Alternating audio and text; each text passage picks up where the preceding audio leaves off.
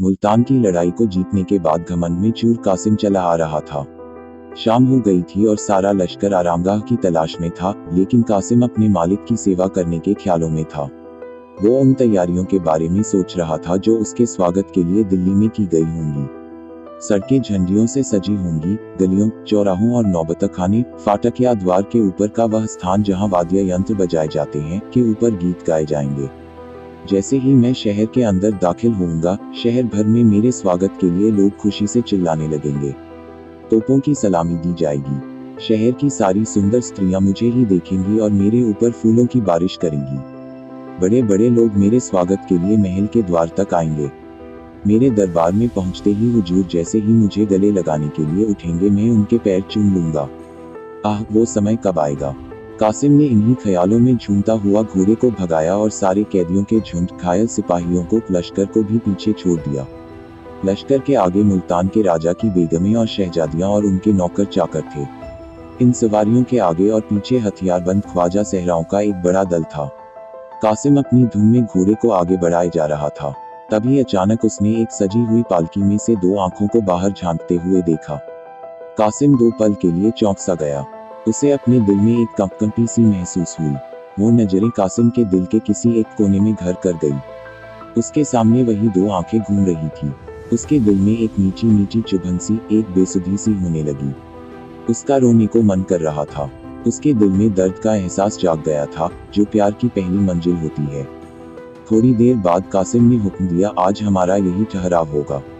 आधी रात गुजर चुकी थी और लगभग सारे लश्कर के आदमी गहरी नींद सो चुके थे। पड़ाव के चारों ओर मशालें जलती दिख रही थी। जो जवान सुरक्षा में थे वो भी जामहियां ले रहे थे, लेकिन एक कासिम था कि उसकी आंखों में नींद बिल्कुल न थी। वो अपने आरामदायक खेमे में बैठे हुए सोच रहा था कि क्या उस स्त्री को एक नजर देख लेना कोई गुनाह है। माना कि वो मुल्तान की शहजादी हैं और मेरे हुजूर उसे अपने महल में रखना चाहते हैं, लेकिन मेरी इच्छा तो बस उसे देखने भर की है। अगर ये गुनाह है तो मैं ये गुनाह करूंगा। अभी भी तो हजारों बेगुनाहों को मार कर के लौटा हूँ और किसी को एक नजर देख लेना उन कत्लों से बड़ा गुनाह नहीं हो सकता। वैसे भी कासिम मुल्तान को फतेह करने वाला हीरो था। वो देर रात तक इसी विषय पर सोचता रहा। फिर कासिम ने अपने खेमे से बाहर निकलकर बेगमों के खेमे को देखा, जो थोड़ी दूर पर ही थे। कासिम ने अपना खेमा इन खेमों के नजदीक जानबूझकर लगवाया था। बेगमों के खेमे के बाहर 5 सैनिक पहरा दे रहे थे। कासिम ये सोचने लगा कि इन सैनिकों को क्या नींद नहीं आती। खेमे के चारों ओर इतनी रोशनी क्यों कर रखी है। कासिम ने अपने खास को आवाज लगाई, मसरूर। मसरूर कासिम के पास आकर बोला, जी हुजूर। कासिम ने बोला, ये मशाले बुझा दो, मुझे नींद नहीं आ रही। मसरूर, जैसी आपकी मर्जी। यह कहकर मसरूर वहां से चला गया और मशाले बुझ गई। थोड़ी देर बाद एक सेविका शहजादी के खेमे से निकलकर बाहर आई और मसरूर से मशाले बुझाए जाने की वजह पूछी। मसरूर ने कहा, सिपहदार ने ऐसा करने को कहा है, तुम लोग चौकन्ने रहना, मुझे तो उनकी नियत में खोट मालूम होती है। कासिम काफी व्याकुल था। वो कभी लेट जाता तो कभी टहलने लगता। वह बार बार अपने खेमे के बाहर आकर देखता, लेकिन 5 पहरेदार अपनी बड़ी बड़ी तलवारें लिए पहरे पर अटल थे। इसके बावजूद कासिम पर यही धुन सवार थी कि आखिर शहजादी के दर्शन कैसे हों। इसके आगे उसे ना बदनामी दिख रही थी और ना ही शाही गुस्से का डर। घड़ियाल ने रात के 1 बजाए, जिससे कासिम चौंक गया, जैसे कोई अनहोनी हो गई हो। कासिम इस सोच में पड़ गया कि अब तो कुछ ही घंटों में सुबह हो जाएगी। 3-4 घंटों में तो लश्कर भी कूच एक जगह से दूसरे जगह जाना कर देगा। कासिम ये सोचने लगा कि अब वक्त कम है, कल तक तो दिल्ली पहुंच जाएंगे। ऐसा ना हो कि सारे अरमान दिल में ही रह जाएं। किसी तरह से इन पहरेदारों को चकमा देकर ये काम किया जाना चाहिए। कासिम ने एक बार फिर मसरूर को आवाज लगाई, मसरूर, जी हुजूर कहिए। कासिम, बाहर कैसी ठंड है, नींद आ रही होगी ना। मसरूर, जी नहीं, जब आपने ही आराम नहीं किया तो मुझे कैसे नींद आ सकती है। पर कासिम ने कहा, मसरूर, मैं तुम्हें कुछ तकलीफ देना चाहता हूँ। तुम्हारे साथ जो ये 5 आदमी हैं, जरा उनके साथ लश्कर का चक्कर लगा आना। रात में कुछ सिपाही जुआ या फिर पास के गांवों में चले जाते हैं, पर काम जरा होशियारी से करना। मसरूर, पर हुजूर यहाँ तो पहरेदारी के लिए कोई नहीं बचेगा। कासिम, जब तक तुम नहीं आ जाते तब तक मैं यहाँ रहूंगा। मसरूर ने धीमी आवाज में कहा, हुजूर, मैं आपकी सभी चालों को समझता हूँ। इसके बाद 5 सैनिक लश्कर की तरफ चले गए। रास्ता साफ था, लेकिन अब कासिम को इस बात का ध्यान आया कि अंदर जाना उतना आसान नहीं है जितना वो समझ रहा था। अब चारों तरफ सन्नाटा था और कासिम दबे पांव शहजादी के खेमे की ओर आया। खेमे के पास आकर पहले कासिम ने ये तसल्ली कर ली कि कोई हो ना। जब उसे इत्मीनान हो गया तो उसने चाकू निकाला और कांपते हुए खेमे की रस्सियां काट दी। अब खेमे के अंदर जाने का रास्ता बन आया तो उसने अंदर एक दीपक जलता हुआ देखा और फर्श पर सोई हुई 2 दासियों को पाया। शहजादी एक आरामदायक मखमली गद्दे पर लेटी हुई थी। कासिम ने अपनी हिम्मत बढ़ाई और सरक कर खेमे के अंदर घुस गया। वो दबे पांव शहजादी के पास गया और उसे देखने लगा। अब उसके अंदर वो डर नहीं था जो खेमे के अंदर घुसते वक्त हुआ था। करीब 1 मिनट तक बिना पलक झपके कासिम शहजादी को देखते रहा। कासिम शहजादी की खूबसूरती को देखकर देखता ही रह गया। उसकी बेचैनी ने अब इच्छा का रूप धारण कर लिया। उस बेचैनी में एक व्याकुलता थी, एक पीड़ा थी जो उसे आनंद दे रही थी। कासिम का दिल उस खूबसूरत शहजादी के पैरों में सिर रखने का कर रहा था, रोने को हो रहा था, यहाँ तक कि उसका दिल उस सुंदरी के कदमों में अपनी जान देने का कर रहा था। उसके मन में अजीब सा एहसास होने लगा और वह वासना की लहरों में फंसता चला गया। कासिम करीब आधे घंटे तक उस सुंदरी के पैरों के पास अपना सिर झुकाए बस यही सोचता रहा कि आखिर कैसे उसे जगाए। वो जैसे जैसे करवट बदलती कासिम का कलेजा मुंह को आ जाता। कासिम ने जिस दिलेरी, जिस बहादुरी से मुल्तान को जीता था, धीरे धीरे वो दिलेरी उसका साथ छोड़े जा रही थी। फिर अचानक कासिम ने एक गुलाबपोश गुलाब जल रखने का पात्र को देखा जो एक चौकी पर रखा हुआ था। उसने गुलाबपोश उठाया और फिर सोच में पड़ गया कि शहजादी को जगाऊं या नहीं। अंत में हिम्मत कर कासिम ने शहजादी के चेहरे पर गुलाब जल के कई छींटे डाले, जिससे शहजादी की नींद खुली और उसने अपने सामने कासिम को पाया।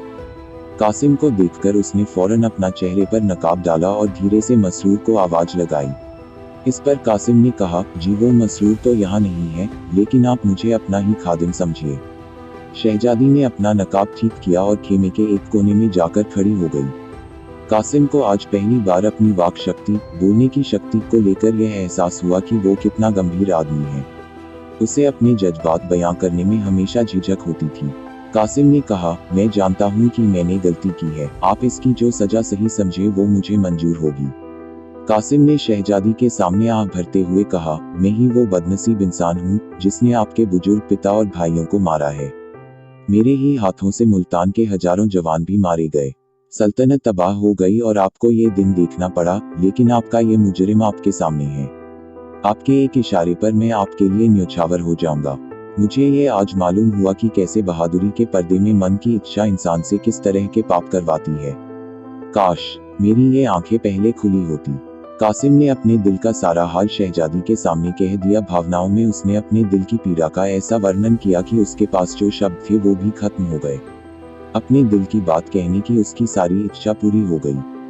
कासिम वहां से हिला तक नहीं, बल्कि उसने अपनी आरजुओं के लिए एक कदम और आगे बढ़ाया। मेरे इस पूरे विवरण का फायदा ही क्या? अगर हाले दिल ही सुनाना होता तो किसी तस्वीर को सुना देता। वो तस्वीर मेरी कहानी को ज्यादा ध्यान से और खामोशी से सुनती। कासिम के दिलो दिमाग में बस यही चल रहा था कि काश मैं भी इस सुंदरी की आवाज सुन पाता। मेरे इस दर्द का उसके दिल पर क्या असर हुआ ये मालूम हो पाता। काश उसे इस बात का एहसास होता कि जिस आग में मैं जल रहा हूँ उसकी थोड़ी सी आंच उधर भी पहुँच पाती। उसकी आवाज कितनी मीठी होगी। इस सुंदर शहजादी की आवाज सुनने में कितना मजा आएगा। अगर कहीं वो भी मुझसे प्यार करती होगी तो फिर मुझसे खुशनसीब इस दुनिया में कोई और ना होगा। इन्हीं ख्यालों में कासिम दिल ही दिल खुश हुए जा रहा था। इन सब के बीच कासिम को दासियों के जागने और मसरूर के वापस आ जाने की धक धक लगी हुई थी। कासिम ने कहा, ए हुस्न की मल्लिका, ये खादिम सेवक आपकी कृपा का अधिकार रखता है, इस पे कुछ रहम नहीं करेगी आप? इस पर शहजादी ने नकाब की अंदर से ही कहा, जो खुद रहन पाने का अधिकारी हो वो दूसरों पर क्या रहन करेगा? मैं वो पंछी हूँ जिसके ना बोल है ना पर। शहजादी ने कहा, मुझे मालूम है कि कल शाम को मैं उस जालिम बादशाह के आगे हाथ बांधे खड़ी रहूंगी। कौन शख्स ऐसी जिंदगी की इच्छा रखेगा? आगे शहजादी ने आह भरते हुए कहा, मुल्तान की शहजादी एक जालिम और पापी इंसान की वासना का शिकार होने को मजबूर है। आप मुझे मेरे हाल पर छोड़ दीजिए। मैं तो हूँ ही बदनसीब, ऐसा ना हो कि आपको भी मेरे साथ साथ शाही गुस्से का शिकार बनना पड़े। दिल में तो बहुत बातें हैं, पर क्यों कहूँ, उससे क्या ही हासिल हो जाएगा। आप बहादुर भी हैं और आप में खुददारी भी है, खुदा आपको बरकत दे। मुझे आपसे कोई शिकायत नहीं है। मुझे आज मालूम हुआ कि मोहब्बत कितनी पाक है, जो उस दामन में भी मुंह छुपाने से परहेज नहीं करती जो मेरे अपनों के खून से सना पड़ा है। आपसे मेरी बस यही विनती है कि आप इस गरीब को भूल मत जाना। ये पल मेरे दिल में हमेशा एक मीठी याद बनकर रहेगा। उस कैद में यही सपना मेरे दिल को सुकून दिया करेगा। अब आप इस सपने को तोड़िए मत और खुदा के वास्ते जाइए यहाँ से, इससे पहले कि मसरूर आ जाए। वो बड़ा ही जालिम किस्म का है। मुझे तो ये आशंका है कि उसने आपको धोखा दिया है। इसमें भी कोई शक नहीं कि कहीं वो यहाँ ना छिपा बैठा हो। उससे आप थोड़ा होशियार रहिएगा। अब आप जाइए, खुदा हाफिज। ये सब सुनने के बाद कासिम ख्यालों में डूब गया। उसने जो कभी सपने में भी नहीं सोचा था वो पूरा हो गया। वो गर्व से फूला न समा रहा था। वो अपने आप को दुनिया का सबसे खुशकिस्मत इंसान समझ रहा था। कासिम के दिल ने कहा, मैं इस खूबसूरत स्त्री के लिए क्या कुछ नहीं कर सकता। मैं क्यों डरूं बादशाह से? मैं बादशाह का गुलाम नहीं हूँ। मेरी बहादुरी की किसी भी दरबार में कद्र हो सकती है।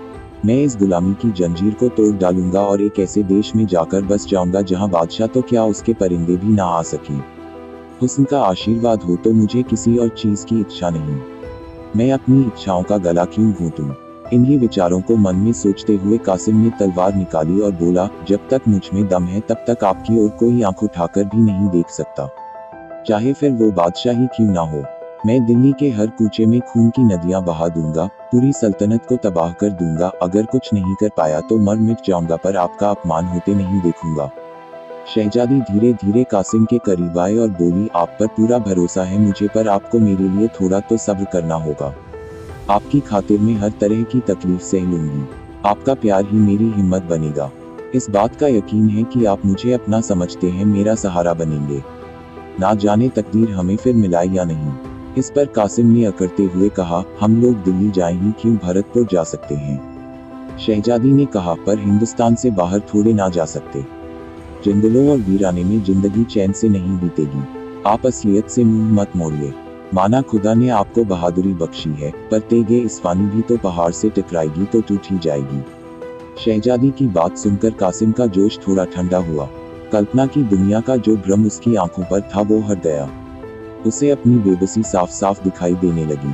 कासिम बोला, अगर आपको मेरे साथ जंगलों में जिंदगी बिताना पड़े तो क्या? मोहब्बत में तो दुनिया की नेमतें भी फीकी लगती हैं। इस पर शहजादी ने कहा, पर मुझे ये मंजूर नहीं कि अपनी भलाई के लिए मैं आपकी जान खतरे में डालूं। खुदा वो दिन कभी ना लाए जिससे कि आपका बाल भी बांका हो। आपकी खैरियत और बहादुरी की खबरें ही मुझे उस कैद में तसल्ली देंगी। मैं आपकी खातिर वो सब सह लूंगी, ताकि अगर कभी मौका मिले तो आपसे दो चार बातें कर सकूं। यह सब सुनने के बाद भी कासिम वहां से हिला तक नहीं। उसकी इच्छाएं उम्मीद से बढ़कर पूरी हुए जा रही थी। उसने सोचा कि अगर मोहब्बत की ये बहार चंद लम्हों की मेहमान है तो फिर उन लम्हों को आगे का सोचकर बर्बाद क्यों करना। अगर तकदीर में इस हुस्न की मल्लिका को पाना नहीं लिखा है तो फिर ये मौका क्यों हाथ से जाने दूं। कौन जाने मुलाकात का मौका फिर मिले या ना मिले। यह सब सोचने के बाद कासिम ने कहा, अगर आपका यह आखिरी फैसला है तो मेरे लिए सिवाय मायूसी के क्या चारा रहेगा। पर बस आप एक पल के लिए ही सही पर मेरे पास आकर बैठ जाए, ताकि मेरे बेकरार दिल को थोड़ी तसल्ली मिल जाए। आइए एक पल के लिए हम ये भूल जाएं कि जुदाई की यह घड़ी हमारे सामने खड़ी है। आइए ये पल साथ मिलकर बिताएं। आप अपनी खूबसूरत हाथों से हमें शराब पिलाएं। कासिम सब चीजों से बेखबर शराब पीता रहा। उसने इतनी शराब पी ली कि उसकी गर्दन झुक गई और आंखें लाल हो गईं। वो पूरी तरह से नशे में था। फिर अपनी लालसा भरी आंखों से वो शहजादी की तरफ बढ़ा ही था कि घड़ियाल ने सुबह के 4 बजाते हुए जोर से कूच के डंके को बजाया, जिसकी दिल छेदने वाली आवाज कासिम के कान में आई। कासिम की बाहें खुली की खुली रह गई। दासियां भी उठ बैठी और शहजादी भी वहां से उठ खड़ी हुई। बेचारा कासिम अपने दिल की इच्छाएं लिए खेमे से बाहर निकल आया। जब वो अपने खेमे में आया तो उसका दिल कई सारी इच्छाओं से भरा हुआ था। उससे रहा नहीं गया और कुछ देर बाद उन इच्छाओं ने लालसा का रूप भरा, और अब जब वो बाहर निकला तो उसका मन बुरी इच्छाओं और लालच से भरा हुआ था। उसके मन की इच्छाएं उसकी आत्मा के लिए लोहे की जंजीर बन गई थी। शाम का वक्त था और दिल्ली की सड़कें झंडियों से सजी हुई थी, जिन पर कासिम मुल्तान के मोर्चे को जीतकर गर्व के नशे में चूर चला आ रहा था। गुलाब और केवड़े के फूलों की खुशबू दिल्ली की सड़कों पर चारों तरफ फैली हुई थी। नौबतखानों में सुहाना राग गाया जा रहा था। तोपों ने मोर्चे की अगुवाई में अपनी आवाज बुलंद की। नगर की सुंदरियां खिड़कियों से देख रही थी। फूलों की बारिश हो रही थी। जब कासिम शाही महल के पास पहुंचा तो बड़े बड़े अमीर लोग उसके स्वागत के लिए कतार में बंधे खड़े थे। ऐसे सत्कार के बीच जब वो दीवाने खास में पहुंचा तो उसका दिमाग उस वक्त 7वें आसमान पर था। बादशाह के पास पहुंचते ही उसने शाही तख्त को चूम लिया।